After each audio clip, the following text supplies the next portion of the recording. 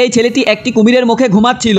যখন মা এই দৃশ্য দেখে তিনি ভয়ে চিৎকার করে উঠে। তখন মা তার ছেলেকে নিয়ে সেখান থেকে পালিয়ে যায়। পরের দিন কুমিরটি আবার ঘরের ভিতর চলে আসে। সে মাকে বলে, ভয় পাবেন না, আমি আপনাদের কোনো ক্ষতি করব না। কিন্তু মা তার কথা বিশ্বাস করতে পারে না। তিনি ছেলেকে বাহিরে নিয়ে যায়, তবে কুমিরের কিছু যায় আসে না। সে বাথরুমে গিয়ে আরাম করে গোসল করে এবং খুশিতে গান গাইতে থাকে। তখন মা বাথরুম থেকে শব্দ শুনতে পায়। তার মনে হয় কেউ চুরি করতে ঢুকেছে। তিনি একখানা ঝাড়ু হাতে নিয়ে চুপি চুপি বাথরুমের দরজা খোলে। তখন কুমির মাকে দেখে সাথে সাথেই নিজের শরীর ঢেকে ফেলে। দুজনেই একে অপরকে দেখে ভয় পেয়ে যায়। এরপর কুমির মাকে ইমপ্রেস করার জন্য সুস্বাদু খাবার রান্না করে, যা মার মন জয় করে ফেলে।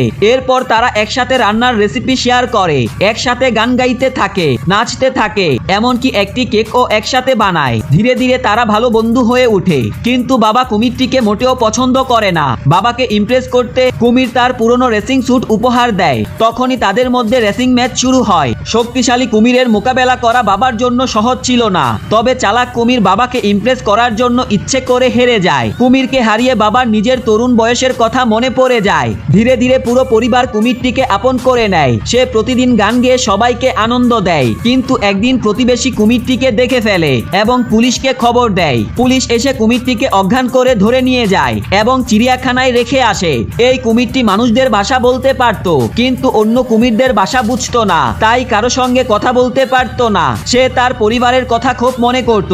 পরদিন তার পরিবার তাকে দেখতে চিড়িয়াখানায় আসে। কুমিরের মন খারাপ দেখে সেই ছেলে এক সাহসী সিদ্ধান্ত নেয়। সে কুমিরকে চিড়িয়াখানা থেকে পালিয়ে নিয়ে যায়, মানুষকে এটা প্রমাণ করার জন্য যে কুমিরটি ভালো। সে তাকে একটি কনসার্ট শুটে নিয়ে যায়। যখন কুমির মঞ্চে উঠে তখন সব বিচারক ভয়ে চমকে যায় এবং পুলিশ চারদিক থেকে ঘিরে ফেলে। তখন ছেলেটি কুমিরকে বলে, তুমি গান গাও, সবাইকে দেখিয়ে দাও তুমি কত ভালো, যাতে তারা তোমাকে আবার চিড়িয়াখানায় না পাঠায়। কিন্তু কুমিরের সাহস হয় না। তখন সাহস জোগাতে ছেলেটি নিজেই গান গাইতে শুরু করে, যদিও সে ভালো গান গাইতে পারে না। তার বেসুরো গান শুনে সবাই হাসতে থাকে। ছেলেটির অপমান কুমির সহ্য করতে পারে না। সে মাইকটা ছিনিয়ে নিয়ে নিজেই গান গাইতে শুরু করে। তার মিষ্টি গলার গান শুনে বিচারকরা নাচতে শুরু করে। পরদিন আদালতে বিচারক রায় দেয় যে কুমিরটি তার পরিবারের সাথেই থাকতে পারবে। সেই দিন থেকে কুমির আর কখনো তার পরিবার থেকে আলাদা হয়নি।